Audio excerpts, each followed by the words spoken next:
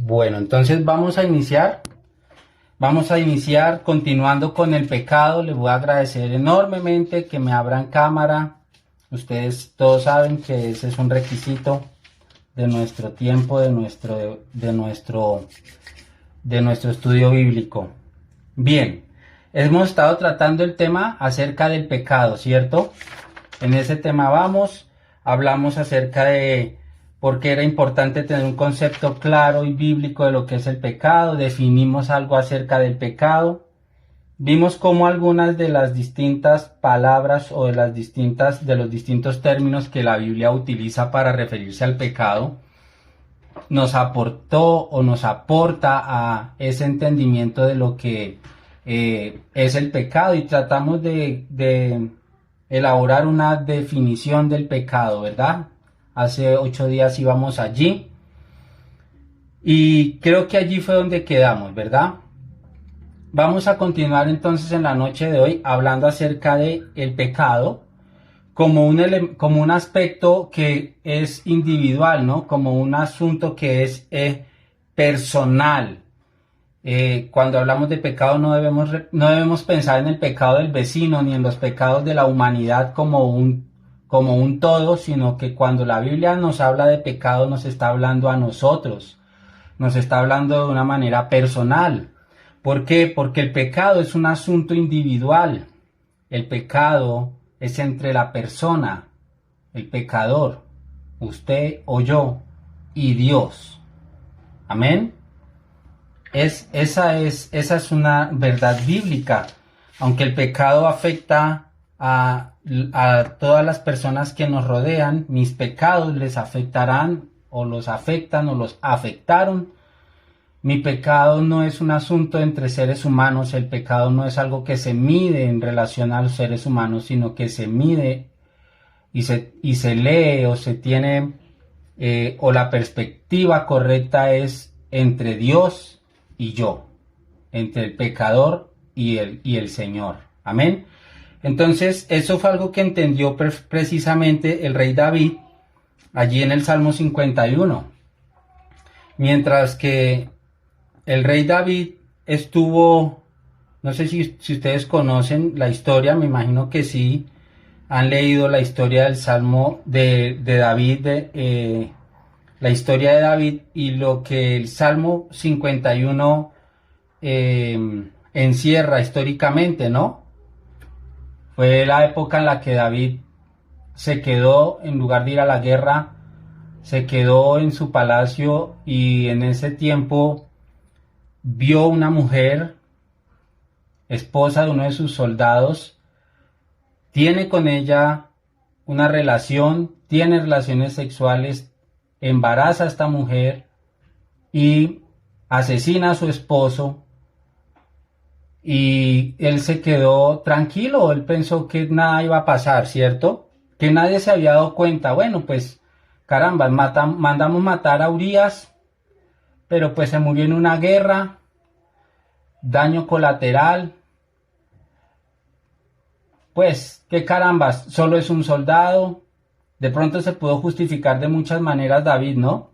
Pero no contaba con que había alguien que sí lo estaba viendo y que lo vio desde el momento en que él decidió quedarse en la casita en lugar de irse a hacer lo que tenía que hacer como los reyes que salían a la guerra. Si han leído el texto bíblico, lo conocen, importante que le den una mirada. Entonces él pasa el tiempo y dice, no, esto la saqué barata porque pues se murió Urías, el esposo de Betsabé, luego él desposa, él se casa con Betsabé y ya, nada pasó, nadie se dio cuenta, pero no, señores, resulta que el pecado trasciende a las 4 paredes del palacio del rey David, el pecado trasciende las fronteras del pueblo de Israel y llega a los ojos y a los oídos de Dios, porque Él siempre está atento a lo que pasa en nuestras vidas, ¿no? Y entonces el rey David es confrontado, y después de que es confrontado, entonces él se arrepiente y entiende la gravedad de sus actos y dice: y entiende la gravedad de sus actos precisamente por lo que él menciona en el Salmo 51, en el versículo 4, cuando declara, contra ti, solo he pecado. ¿Contra quién? Contra Dios. Contra ti, solo he pecado. Todo lo que había hecho, cuando usted lee, todo lo que él había hecho contra otros, contra sus siervos, contra esta mujer, contra el pueblo, todo lo que él había hecho, él no lo había hecho realmente contra ellos. Realmente el problema lo estaba teniendo era con quién, con Dios, porque el pecado es algo que es personal y que es un asunto entre usted y Dios. Entonces el rey David dice en el Salmo 51, veámoslo desde el versículo 1, ten piedad de mí, oh Dios, conforme a tu misericordia. Cuando él ya entra en razón, cuando él es confrontado por Natán el profeta, dice, conforme a la multitud de tus piedades, borra mis rebeliones. Lávame más y más de mi maldad. Él empieza a reconocer la pecaminosidad del pecado, que ya hemos hablado de eso, ¿verdad? La bajeza de su acto, ¿cierto? Lávame de mi maldad y límpiame de mi pecado, porque yo reconozco mis rebeliones. Si ven, ahí hay varios términos de los que hemos estudiado acerca de lo que es el pecado, y dice finalmente, contra ti he pecado. Amén. Y he hecho lo malo delante de tus ojos. He hecho lo malo delante de tus ojos. Miremos otro texto, miremos Lucas capítulo 15, versículo 21. Lucas, Evangelio de Lucas, en el capítulo 15, en el versículo 21.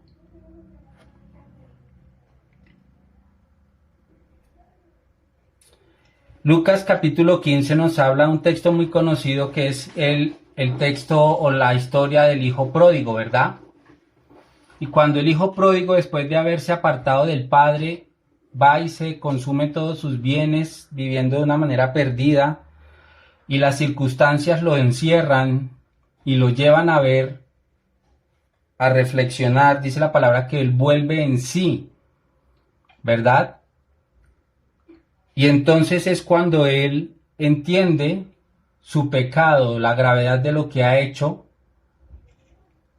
Y aunque este texto es un texto que ilustra, es una parábola que ilustra lo que es la relación entre el pecador y Dios y lo que es el perdón del pecado y los elementos que están alrededor de ese retorno a Dios, es una parábola, ¿verdad?, que nos ilustra esto. Obviamente también como parábola que ilustra este tema nos permite entender, nos permite ver este aspecto acerca de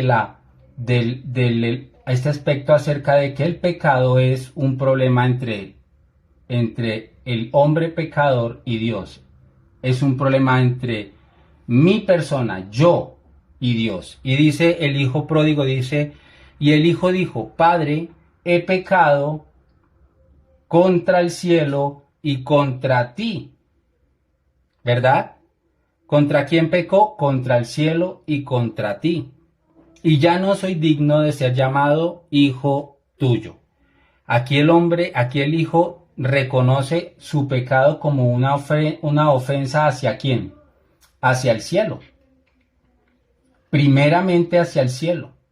Así que es importantísimo entender que todo pecado es contra Dios, así afecte a los que nos rodean, y siempre nuestro pecado afectará de una u otra manera a los que nos rodean, pero el pecado siempre es contra Dios, porque el pecado es, en últimas, el pecado es una falta contra el carácter santo de Dios. Eso es el pecado, amén.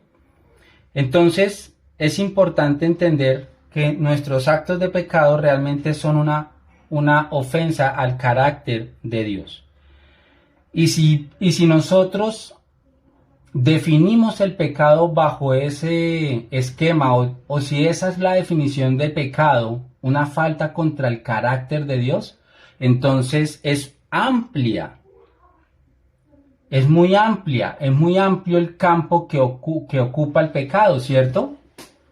¿Mm? Porque es importante entender esto porque a veces como personas, como hombres, como seres humanos nos sentimos muy cómodos como con las listas, ¿no? ¿Qué puedo hacer y qué no puedo hacer? Y si está aquí como clasificado como pecado, entonces no lo puedo hacer. Pero si no está clasificado como pecado, entonces, eso sí lo puedo hacer. Pues resulta que así no son las cosas, ¿sí? Usted nunca va a encontrar en la Biblia una lista exhaustiva de pecados. Pero es que en la Biblia no dice que no debo bailar merengue, que no debo bailar salsa. No, ahí no dice eso. Entonces yo bailo merengue y bailo salsa. Bueno, pues vaya y baile merengue y baile salsa. Si no lo dice, ¿cierto? Que es que la Biblia no dice que yo no tengo que hacerme un peluqueado de X manera, entonces yo me lo voy a hacer. Bueno, pues sí, no lo dice ahí. Ni que no debo hacerme tatuajes. Bueno, sí, no lo dice, de pronto no lo dice. Bueno, entonces, ¿qué vas a hacer? La Biblia no es una lista no tiene una lista de pecados exhaustiva. La Biblia tiene el propósito de mostrarte el carácter de Dios. Y el carácter de Dios es el que nos define lo que es y no es pecado. Por eso es que la definición que estamos dando es una definición amplia, es una definición bíblica. El pecado es una ofensa, es una falta contra el carácter de Dios. Y eso es algo muy amplio. Puede abarcar muchísimas cosas que de pronto uno no pensaría que son pecado. Pero así es. Por eso es que la Biblia no tiene listas exhaustivas de pecado y tampoco clasifica los pecados, ¿cierto? En pecados graves, no tan graves y pecados pecadillos. Pecados blancos, pecados grises y pecados oscuros, ¿no? Pecados sociales, pecados groseros y pecados X más groseros. Triple R contra X más groseros. No, eso no hay clasificaciones de pecado y tampoco hay listas exhaustivas de pecado. ¿Por qué? Porque el pecado es una ofensa contra el carácter de Dios. Así que a lo que nos dedicamos cuando estudiamos la palabra es a conocer el carácter de Dios. Y cuando conocemos el carácter de Dios, entonces podremos identificar en un momento dado, en una circunstancia de la vida, en una situación puntual, si ese acto que voy a cometer puede ser una ofensa a Dios o no. ¿Sí me hago entender? Un teólogo muy conocido en el medio de los eruditos teólogos dijo lo siguiente: solo se puede entender la verdadera naturaleza del pecado a la luz de la santidad de Dios. ¿Sí? ¿Están conmigo? Solo se puede entender la naturaleza del pecado a la luz de la santidad de Dios. ¿Qué quiere decir eso? Quiere decir que en la medida en la que tú conoces al Señor, en la medida en la que tú conoces el pensamiento del Señor, el carácter del Señor, en esa medida recibes luz en relación a lo que puede ser pecado en tu vida y en mi vida. Porque solo la santidad de Dios es el parámetro. Imagínate entonces cuántas cosas pueden llegar a ser pecado. ¿Sí me hago entender? Ahora,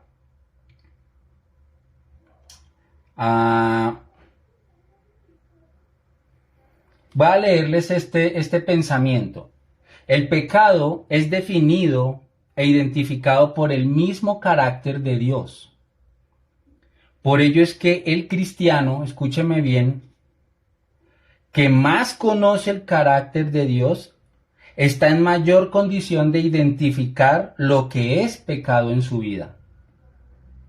Y de la misma manera comprenderá que al pecar, su ofensa es contra Dios. Esa es la sensibilidad que adquiere el cristiano. Esa es la sensibilidad que debe adquirir o que debe tener un creyente verdadero. Y es por esto que se espera que un cristiano crezca en santidad y sea más sensible al pecado y a la gravedad del pecado. Y no todo lo contrario. ¿Sí me van a entender? Es por eso que se espera que el creyente camine hacia la santidad. Ese es el crecimiento que debe mostrar. Y cada vez tenga menos contacto con las cosas que son contrarias al carácter de Dios. Entonces yo les voy a poner un ejemplo. En la Biblia dice, ¿no celebraréis Halloween? No, no lo dice. No lo dice. Es para poner un ejemplo nomás. Ay, ¿qué pasa si yo celebro esa fiesta? Pues yo le pregunto, ¿los principios detrás de esa fiesta son afines al carácter de Dios? No lo son. Ah, bueno, entonces ahí está la respuesta. No hay una lista que te diga no hagas eso. Pero si tú participas, pero es que yo solamente me disfrazo del Espíritu Santo o de ovejita o de corderito. Igual, usted está participando. Pero es que yo solamente le doy dulcecitos sanos a los niños. Yo les doy dulces que no tienen tanto azúcar. Hermoso. Pero lo estás haciendo en ese día. Con ocasión de ese día. Estás participando. Estás haciéndote ¿qué? Parte. Déselos cualquier otro día. Disfrace su niño cualquier otro día. Hágalo.